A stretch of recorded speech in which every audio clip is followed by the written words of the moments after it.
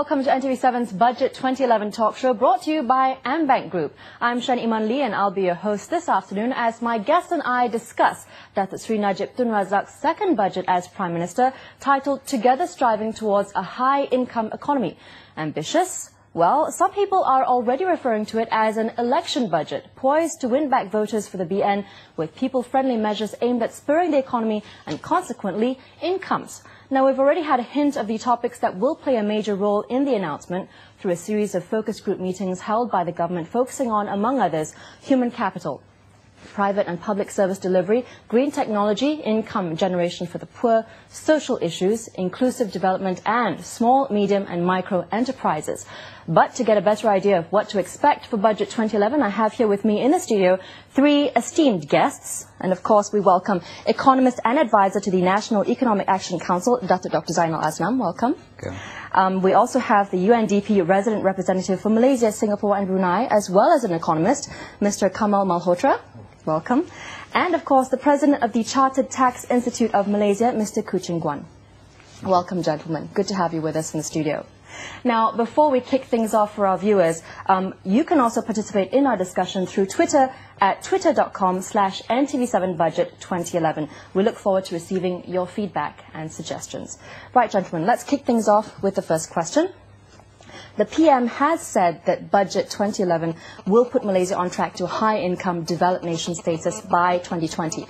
But let's be honest here, we've been hit by 2 recessions and the economy has faced many challenges in the last couple of years. Can we really meet this 2020 target? That's still ambitious, the target of getting growth rate of about 6% per year for the next 10 years. This has been sort of debated again and again over the last couple of years. You have the 3 major frameworks, the new economic model, you have the government transformation program, economic transformation program, and the 10 Malaysia plan. So they're all sort of hovering around the 6% growth rate to achieve that high-income economy. I think the crucial framework is the NEM, which talks about a high-income economy, inclusivity, inclusive growth, and and sustainability. They have not abandoned the sort of vision of hope of reaching for a high-income economy. I think the shock to the system so far has resulted in about a loss of about a year or a year and a half of economic growth. So we are not completely sort of shunted off the so-called high-income economy track. A lot will depend, I think, beyond Budget 2011. I think what will happen after 2011, I think, will have a big impact on whether we're going to achieve or not the targets of being a high-income economy, I think. And there are other parts of the story, I think. For the moment, I think I'll just leave it at that. Okay, Kamal. Yeah, I think it's a tall order. It's a huge challenge, and I think a lot depends on the development expenditure part of the budget. It depends on whether the investments that are being made through the development expenditure part of the budget actually address some of the structural constraints that Malaysia faces in its attempt or its aspiration to become a high-income economy by 2020. So we'll have to wait and see and analyze that part of the budget particularly, and looking at expenditures which will have gains in the medium term and in the longer term rather than just the next 12 months. Okay, and of course, Khoo. Yes, I think I agree with the 2 gentlemen insofar as the vision is concerned. I think certainly it's a very ambitious plan for us to transform into a developed as well as a high-income economy by 2020. But the question I would probably ask myself is, do we have a choice? We currently is trapped in this middle income level, and perhaps I think it's a 10-year plan, which I think both the public as well as the private sector must play their role. At the same time, I think the government has got to play a facilitative role in perhaps developing a conducive business environment for the private sector to thrive. Now, of course, Datuk Sri Najib has already outlined a general plan in the 10th Malaysia Plan, which I'm sure Budget 2011 will kick things off with the start of those 10 years by already outlining the new economic model, the government transformation program, etc., etc. Has he addressed the major points that we need to kickstart that 10-year plan already? And what else does he need to address in the budget for this coming year in order to make that happen? They have been addressed, I think, ad nauseum, I don't think we're short of issues or what really is ailing the economy. As I said, the new economic model went over and over again. The question now, I think, is to remind people And at the same time, I think more crucial part is the implementation of it. Yeah. And to remind people about the efforts required, public sector, private sector, households and all that. So I don't think it's worthwhile rehearsing all over again the many, many issues. It's so well documented. And we must have a sense of perspective about the budget. The budget is only for 1 year. It's 2011 budget. We're not talking about the 10 Malaysia plan budgets. There are about 4 more. Yeah. Unfortunately, I think at this stage today, 2011, budget 2011, the first year of the 10th Malaysia plan, the first year of the new economic model plan up to 2020 is going to be a difficult year. Yeah. I think it's going to be a slower year than 2010. So I think we have to put our mind in that framework when we listen to the details of the budget today. I have certain views on that, but I think it's going to be a very difficult year next year. Most people are saying that the economy is going to come down to less than 6%, right? That's the framework. Those and the issues that have been discussed again and again and again must be seen within that light. There are those people who say that Budget 2011 is set to shake things up for people, sort of change the mindset of Malaysians, and really has to be tough to get things going on Najib's vision. I think the importance of the 2011 budget is because there's been so much talk and so many documents and so much analysis this particular year that everyone's looking at the budget to see how is this going to be translated into, are you going to put your money where your mouth is? Yes. And that's basically why this particular budget, I think, takes on greater significance than perhaps last year's budget. So it's more to give an indication of how serious has been all this talk and how serious have been all these documents. Because, as was just said, I think what needs to be done to get Malaysia out of its middle-income trap is quite well known. And in fact, the new economic model document, the framework document, which was launched in March, I think, at the end of March, was quite refreshingly honest about all the constraints that face Malaysia if it were to want to make this aspiration a reality. A big part of the challenge of Budget 2011 will be how to make Malaysia more competitive. We've seen dropping FDIs, and there have been quarters who've said that as a tax, on a tax regime basis, that Malaysia isn't competitive enough compared to its neighbours like Singapore. So on a tax level, Khoo, can you give any comment about our competitiveness? Yes, Sheahnee. I think if you look at the Malaysian tax structure vis-a-vis our neighbouring countries, I think the current corporate tax rate of 25% is relatively competitive vis-a-vis our neighbouring countries. Of course, I think the expectations of investors in the country is basically to look at the headline tax rate, for instance. And I think if one were to reduce the corporate tax rate, for instance, then clearly I think that's something the investors will look into. Of course, tax is not the only factor that investors will look into, whether they want to cite the investment in Malaysia or otherwise.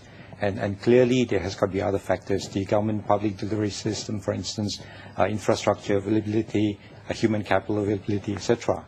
So I think in the Malaysian context, factoring in the tax incentive that we already have at the moment, to a certain extent the effective tax rate may be as low as 7.5%. But I guess the challenge at the end of the day is whether the government is prepared to lower tax rate and at the same time be prepared to have its budget deficit running into perhaps a bigger numbers with what is currently having. Having said that, I think there's a need for us to look at the overall tax structure, for instance. I think, of course, tax revenue is one source of revenue to fuel the operating expenditure, the development expenditure. But I think there's a need for Malaysia to perhaps widen its tax base, for instance.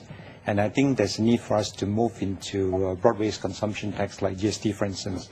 Of course, we know that last Wednesday the government has announced the postponement.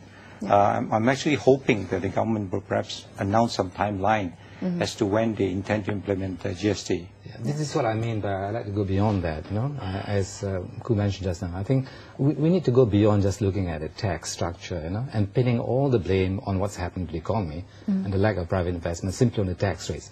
I see the logic of that, but as I said, as you have said, it's far more beyond the tax rates, because what is happening is that we are sloshing with excess liquidity in the economy. Saving investment gap is about 14%, I think, of the GNI, and huge savings, 35%. It's not for one or lack of money.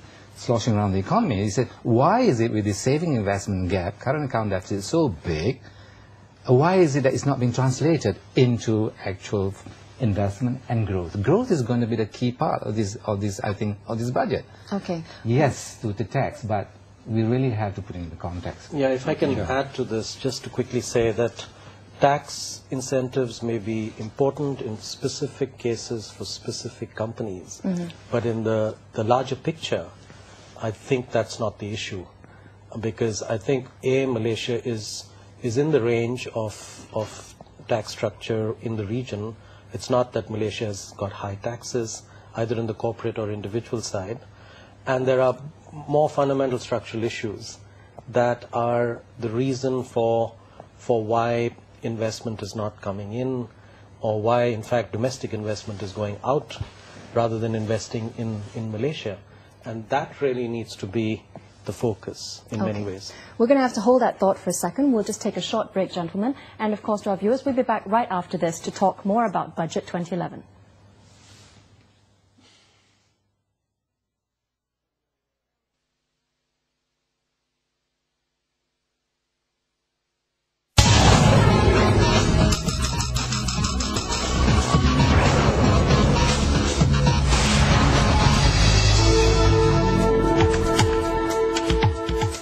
Welcome back to NTV7's Budget 2011 talk show, brought to you by AmBank Group.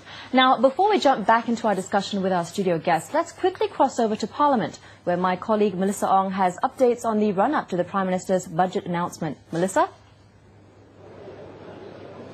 Hi, Sheahnee. Well, the members of Parliament and, of course, the media representative here is anticipating the Prime Minister Datuk Sri Najib Tun Razak's Budget 2011 speech, which he will deliver just in about 10 minutes' time.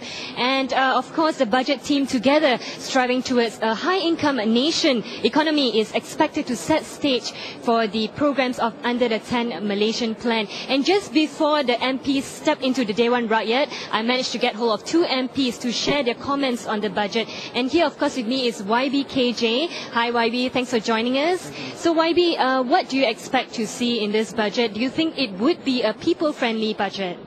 I have no doubt that the Prime Minister has set it out to be a people-friendly budget. He has got to balance 2 things. And the first, of course, is trying to rein in the budget deficit.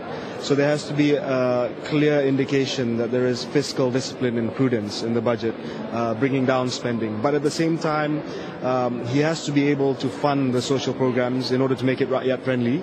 And secondly, he has to be able to give some fiscal incentives and other measures to increase private investments, which has been identified as the key driver for growth going forward. So balancing all of these, the expectations from the rakyat, as well as trying to rein in the budget deficit and spur the private sector, I think those are the key markers to see where he's going to take the economy over the next year.